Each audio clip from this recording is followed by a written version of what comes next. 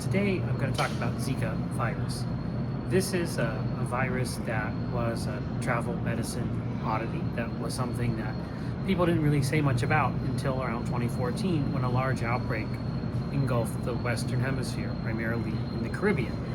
And even though Zika had been around for decades, it had not really been thought of as a major infectious disease syndrome. It caused fever, chills, muscle aches and pains, rash, red eyes. But over time, people started recognizing that when a pregnant woman got infected with Zika, it caused congenital malformations in the fetus, including something called microcephaly, someone who's born with too small a brain, and that can be a devastating illness.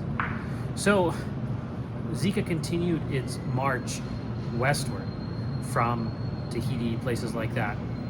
And major outbreak occurs in 2014 in Brazil, and many of the Caribbean islands get seeded, including places like Puerto Rico, St. Croix, St. Thomas, the U.S. Virgin Islands, and they start to notice an increase in microcephaly. This is a virus that's spread by mosquitoes, the same mosquito that spreads dengue, yellow fever, and chikungunya, called the Aedes aegypti mosquito, which has a large area where it resides, including parts of the United States, including Florida and Texas, for example.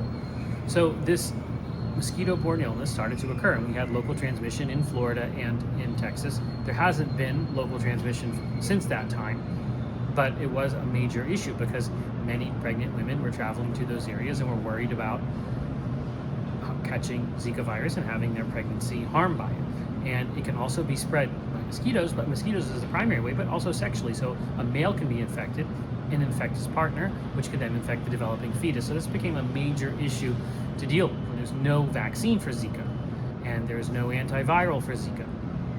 So we do have a group of people who gave birth to children with congenital Zika syndrome that will have large healthcare problems for the rest of their lives.